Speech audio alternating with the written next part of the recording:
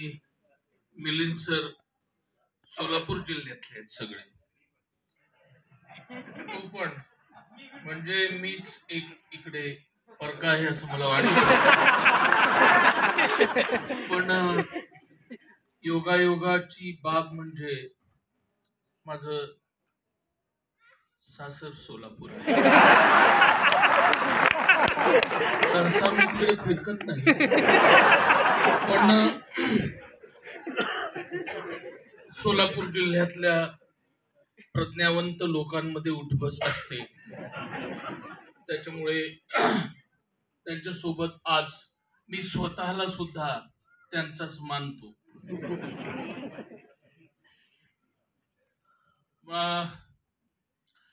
मिलिंद सरांनी पुस्तकाबद्दल आणि हनुमंत लोखंडे यांनी पुस्तकाबद्दल बरंच काही सांगितलेलं आहे. मी पण जे महत्वाचे मुद्दे आहेत ते तुम्ही सगळे कव्हर केलेले आहेत आणि या पुस्तकाची प्रस्तावना मी लिहिलेली आहे.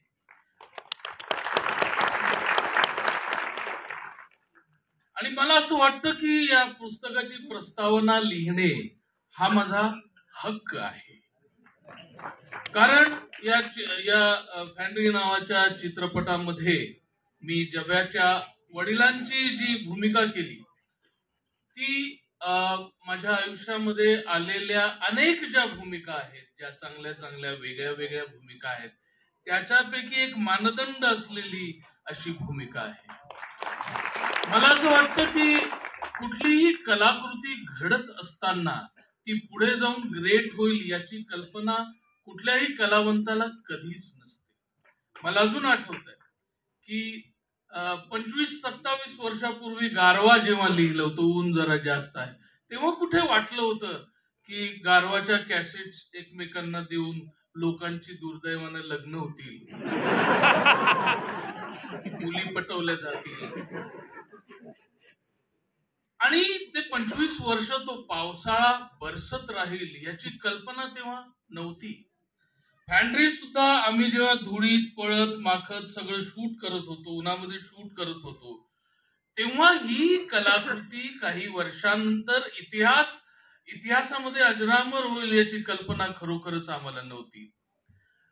फॅन्ड्रीचा रोल जेव्हा पहिल्यांदा ऐकवण्यासाठी नागराज गोरेगावच्या एका ठिकाणी मी राहत होतो तिथे आला होता तुम्ही सगळेजण, तेव्हा माझ्या मनामध्ये एक असं वाटलं होतं की या रोल मध्ये काय आहे, फक्त पळायचं आहे, डुकराच्या मागे पळायचं आहे, पकडायचं आहे त्याला. पण मला एक गोष्ट तुम्हाला आज सांगितली पाहिजे, त्या काळामध्ये बरेच महिने माझ्याकडे काम नव्हतं. हे सुद्धा एक कारण होतं फॅन्ड्रीचा रोल ऍक्सेप्ट करण्यासाठी.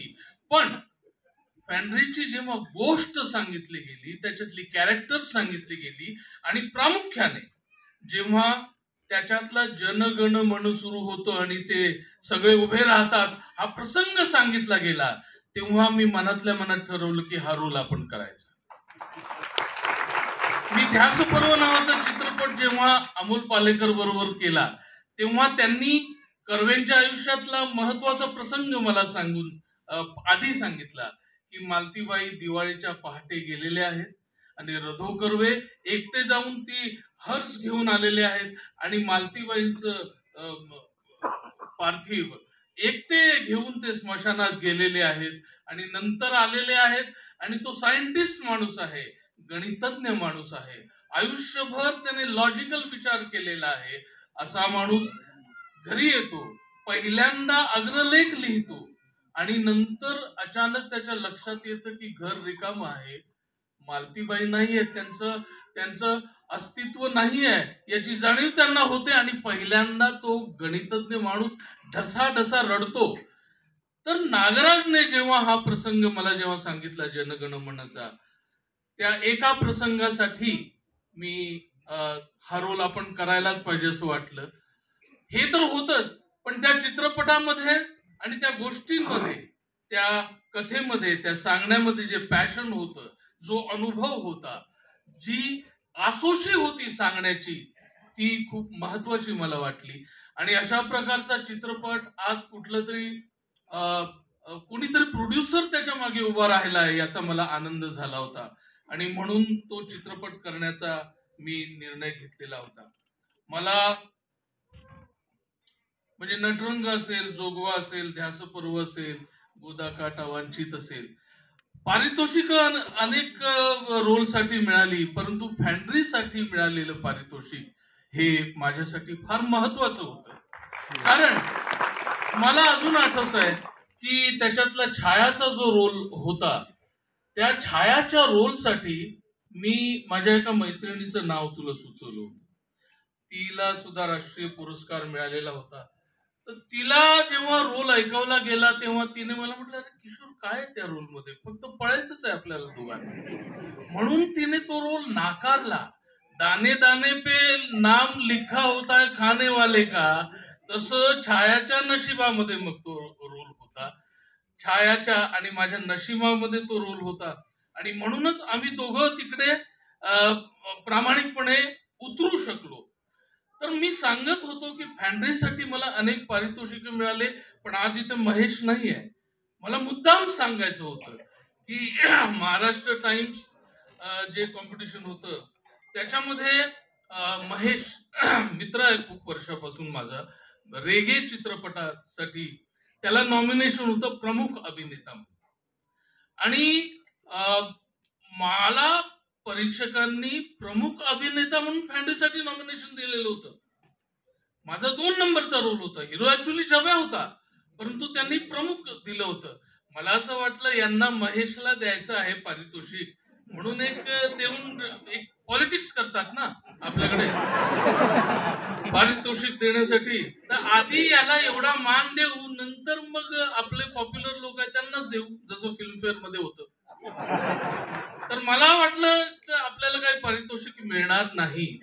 त्या काळामध्ये मग तो बक्षीस समारंभाचा दिवस उजाडला. महेश मांजरेकर संपूर्ण गँग घेऊन समोर बसले आणि मी आपला कोपऱ्यात गर्दीच्या मागे उभा होतो की मला काय. आणि एक एक एक एक नाव घेतल्यानंतर शेवटी सर्वोत्कृष्ट अभिनेता किशोर कदम फॅन्ड्री असं म्हटलं. मला कळलं नाही की मी तर प्रमुख अभिनेता नाही, मग मला कसं काय दिलं पारितोषिक. पण तेव्हाचे ते परीक्षक खूप समंजस होते असं मला वाटतं. म्हणजे रेगे मधला महेशचा रोल आणि माझा रोल याच्यामध्ये माणुसकीचा कुठे प्रादुर्भाव जास्त होतो आणि कोणी माणुसकी उतरवली आहे रोल मध्ये याचा त्यांनी विचार केला असावा. आणि म्हणून मग मी मान खाली घालून येऊन मलाच गिल्टी वाटलं. मी घेतलं ते पारितोषिक आणि काहीतरी बोलायला उभं राहिलो. तो एक नेते होते, ते समोर बसले होते, ते माझ्याकडे बघेना. महेश माझं नाव पुकारलं गेलं, त्याच्यानंतर आम्ही जुने मित्र आहोत. पण कार्यक्रम संपला आणि सगळे लोक महेश बरोबर निघून गेले. माझं कुणीही अभिनंदन केलं नाही. परंतु मला दुसरा एक प्रसंग आठवतो की पठारे सरांच्या कादंबरीवर एक चित्रपट होता आणि जोगवा, या 2 चित्रपटासाठी मिळून मला पिफ मध्ये बेस्ट ऍक्टरचं अवॉर्ड मिळालं होतं. जोगवाच्या त्या याच्यासाठी तो याचा तृतीय पंथाचा रोल केला, यमण्यासाठी मिळालं होतं. कारण पठारे सरांच्या याच्यामध्ये मी प्रोफेसरचं काम केलं होतं आणि साडी नेसून जोगवामध्ये काम केलं होतं. आणि परदेशी परीक्षक असतात, त्यांनी म्हटलं की हा एकच ऍक्टर दिसतोय, पण ते कन्फ्युज होते, म्हणून त्यांनी जब्बारांना बोलवलं आणि त्यांनी विचारलं, जब्बारांनी मला सांगितलं की हा ऍक्टर एकच आहे का. तर ते म्हणाले हो हा एकच ऍक्टर आहे. मग ते म्हणाले बेस्ट ऍक्टर तर यालाच द्यायला पाहिजे, आणि म्हणून त्यांनी मला दिलं. तो प्रसंग सुद्धा मला आठवतो की उपेंद्र पण आपला दोस्त आहे, उपेंद्रलाच बेस्ट ऍक्टर मिळणार याने मग सगळी कास्ट क्रू सगळे ढोल ताशे घेऊन तिकडे आले होते. आणि मी बसलो होतो, कारण एक दिवस त्यांना सकाळी कळवावं लागतं, कारण तो ऍक्टर कुठे असेल तर यायला पाहिजे ना, तर मला कळवलं होतं. आणि माझा मेकअप तसंच, मी कोल्हापूर नटरंगचं शूटिंग करत होतो तसाच मी आलो धावत पळत, आणि जस्ट माझं नाव पुकारायच्या आधी मी पोहोचलो होतो. आणि सोनाली, सिनियर सोनाली स्टेजवर होती, आणि ती म्हणाली, अरे काय हे मेकअप? मी म्हटलं असाच आलोय मी, काय तू कोल्हापूरहून. बक्षीस मिळालं, खाली आलो, कार्यक्रम संपला. जोगवातल्या कुठल्याही कास्टने माझं अभिनंदन केलं नाही. तर वंचित नावाची गोष्ट आहे, बहिष्कृत नावाची जी गोष्ट आहे, ती आपल्या आयुष्यात, आपल्या सगळ्यांच्या आयुष्यात सहजपणे आपोआप आलेली आहे. आता जब्याच्या कॉम्प्लेक्सचा जो आणि तुझ्या हेमंतच्या कॉम्प्लेक्सचा जो आपण इकडे उल्लेख केला, त्या कॉम्प्लेक्सची मी सुद्धा खूप भोगलेला आहे तो कॉम्प्लेक्स. मी आता जरी पुस्तकं वाचून, काही चित्रपटांमधल्या मोठ्या लोकांबरोबर काम करून इतका आत्मविश्वासाने बोलत जरी असलो, तरी मी अतिशय गरीब घराण्यातून, म्हणजे माझी आई सुद्धा खूप शिकलेली नाहीये. शेवटच्या बेंचवर बसायचो मी, कसा बसा पास व्हायचो मी, आणि बारीक असा लुकडासारखा कसा तसे दिसायचो मी. आणि तू जसं हेमंत नाव घेतलं, तसं आपण कुणी कविता, हा कविता लिहितो असं कुणी बोलू नये म्हणून मी सौमित्र नाव घेतलं. मी कॉलेजमध्ये कविता लिहायचो शाळेमध्ये, तेव्हा मी हा कविता लिहितो असं बोलतील याची जाम भीती वाटायची मला. आणि मला माझं नाव सुद्धा आवडायचं नाही. काय नाव? किशोर. कुठल्याही वयात किशोर. किशोर, अरे काय नावं असतात अशी, तशी नावं ठेवायला पाहिजे असं म्हणजे मला बंगाली चित्रपट जाम आवडायचे म्हणून सौमित्र मी माझंच नाव ठेवलं. तर अशा कॉम्प्लेक्स मधनं मी सुद्धा गेलेलो आहे. मला अजून आठवतं, मी 7वी पास झालो आणि वडिलांनी मला सांगितलं की शिक्षण बस झालं, आणि माझे मामा तेव्हा आकडा लिहायचे, बेटिंग बेटिंग बेटिंग चालायचे, ते डूएस ते या ते मटका मटका मटका, एक्झॅक्ट शब्द मटका. मी टाळत होतो पण फोडला शेवटी. तर मामा घेऊन गेले आणि म्हटलं इथे बसायचं आणि काम करायचं. ते गोनपाटाचं बांधलेलं चारी बाजूला, लोक गर्दी केलेली, एका टेबलवर मामा आणि मी आणि एक माणूस ते लिहितोय. मला सफोकेशन झालं दुपारपर्यंत. मी लघवीला जातो म्हणून मामाला सांगितलं आणि मी निघून आलो, परत तिकडे गेलो नाही. रात्री खूप लेट घरी पोहोचलो. वाटलं वडील खूप मारतील, पण वडिलांनी मारलं नाही. वडील म्हणले काम तर करावंच लागेल तुला, म्हणून खारलाच होतं ते बेटिंगचं. त्याच्या समोरच एक बनारसी नावाचं मोठं हॉटेल होतं. वडिलांनी त्या हॉटेलमध्ये दुसऱ्या दिवसापासून मला कामाला लावलं. तिसरा दिवस होता. तिसऱ्या दिवशी मी टेबल असा पुसत होतो आणि अचानक मी पाहिलं की माझ्या शाळेतली जी मुलगी मला आवडते ती आई आणि सगळ्यांबरोबर आतमध्ये त्या हॉटेलमध्ये आली.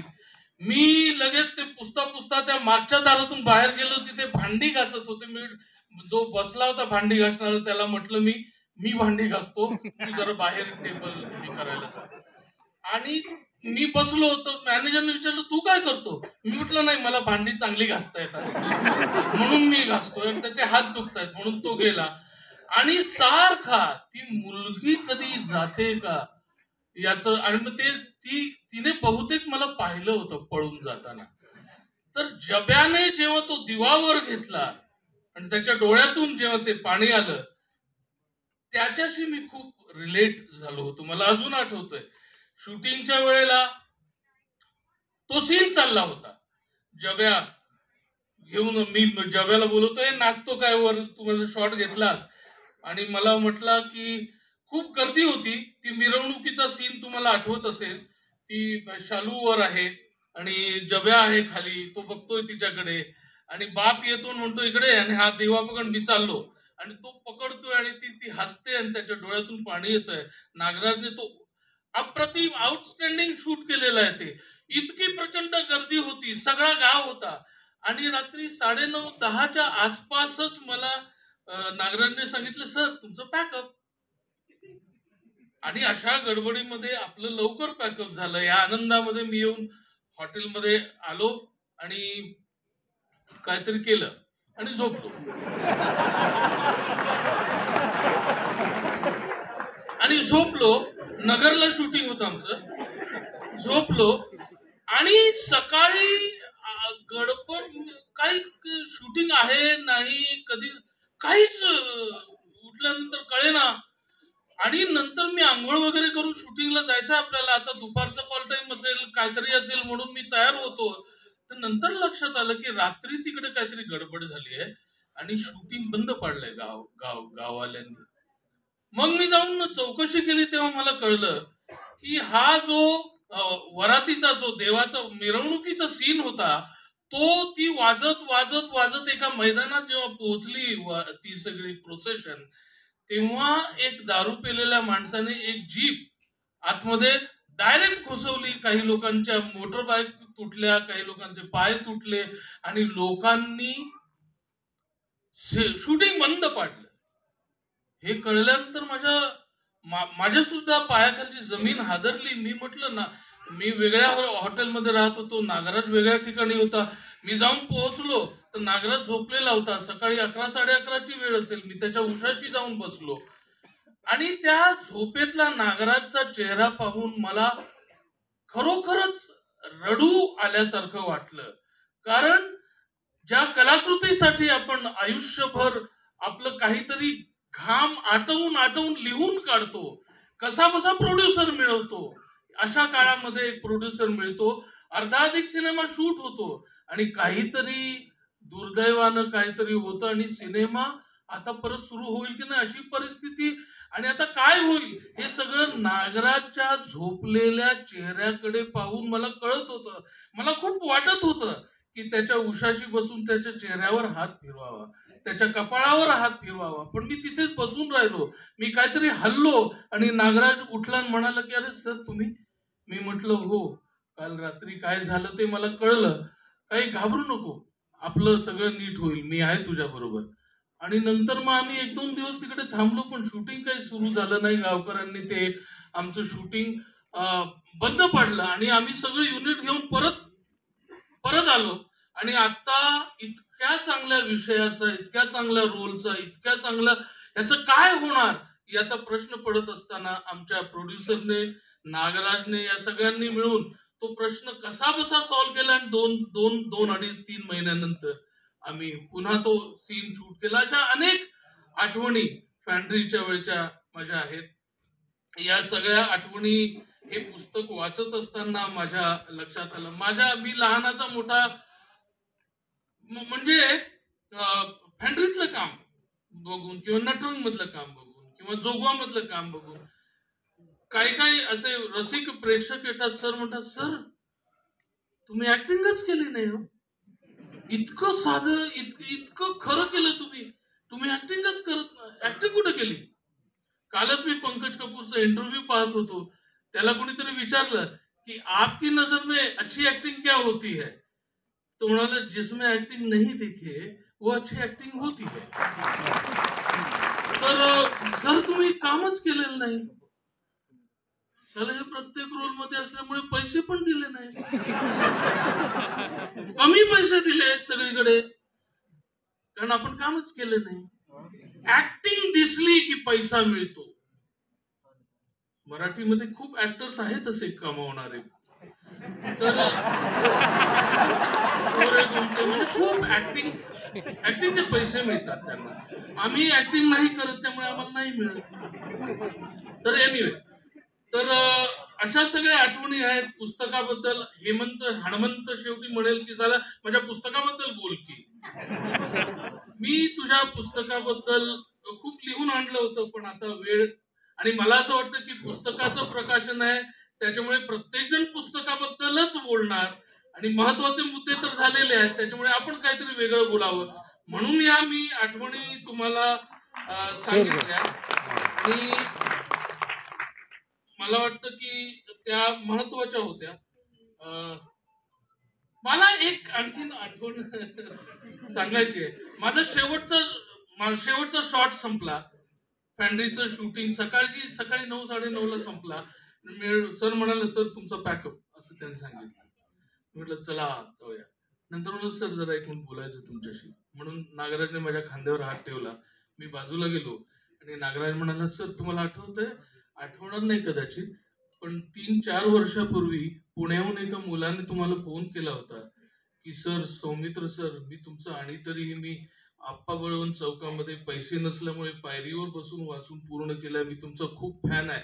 माझ्या पहिल्या कविता संग्रहाचं प्रकाशन तुमच्या हस्ते व्हावं असं मला वाटतं. तर माझं काहीतरी काम होतं आणि मी त्याला नाही जाऊ शकलो. तर मी म्हटलं हो हो आठवतंय, असं कोणीतरी बोललं होतं. तो म्हणाला, सर मीच होतो. तर योगायोग नावाची गोष्ट जी असते ती अशी असते. तर असे अनेक योगायोग फॅन्ड्रीने माझ्या आयुष्यात घडवून आणले आहेत आणि त्या फॅन्ड्रीचा मला भाग होता आलं. मी लहानाचा मोठा शहरात झालेलो आहे. म्युन्सिपाल्टी शाळेत 7वी पर्यंत शिकलेलो आहे. मी 7वी 8वी पर्यंत ख्रिश्चन वस्तीमध्ये लहानाचा मोठा झालो आहे. तिथे चिखलामध्ये अनेक डुकरं पळताना मी पाहिलेली आहेत. तिकडच्या मटणाच्या दुकानामध्ये तो जो कापून ठेवलेला आणि उग्र वास मी सहन केलेला आहे. आणि 7वी 8वी 9वी नंतर जस्ट रस्ता क्रॉस केल्यानंतर कोळीवाडा सुरू होतो, तिथे मी राहायला गेलेलो आहे. तर ते सगळं वातावरण, ते डुगर, ते चिखल, ते सगळं मी लहानपणापासून पाहिलेलं होतं. पण सोलापूर जिल्ह्यातल्या किंवा कुठल्याही ग्रामीण भागातल्या माणसाला किंवा विद्यार्थ्याला जे जात वास्तव अंगाला येऊन टोचलं, त्याला तशी जाणीव तितकी तीव्र मला नव्हती. परंतु दलित साहित्य असेल, काही लोक असतील, त्यांचे अनुभव असतील, हे सबकॉन्शियसली आजूबाजूला घडत होतं, पण त्याची जाणीव मला नव्हती.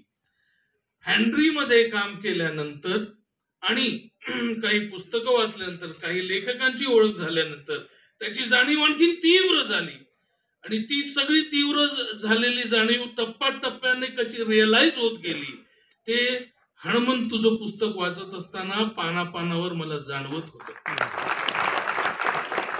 ते देव, त्यांची वाहनं, परत आधीच्या चित्रपटांमध्ये असली तोंडाला पानं पुसण्यापुरती वापरलेली जात, खरोखर जातीमध्ये उतरणं, फुले शाहू आंबेडकरांचा विचार नाही, कुठे आंबेडकरांचा फोटो नाही, असं काही नाही. फक्त लोकांना इमोशनल ब्लॅकमेल करण्यासाठी वापरली गेलेली जात.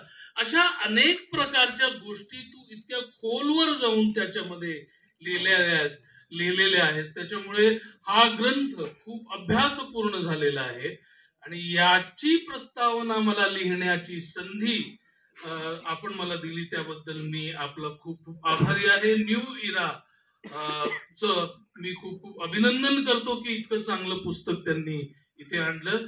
मला अजून आठवतंय, माझा पहिला कविता संग्रह माटुंग्याला जेव्हा प्रसिद्ध झाला, त्याचं विमोचन गुलजारांच्या हस्ते झालं होतं, तेव्हा सुद्धा अशीच प्रचंड गर्दी होती.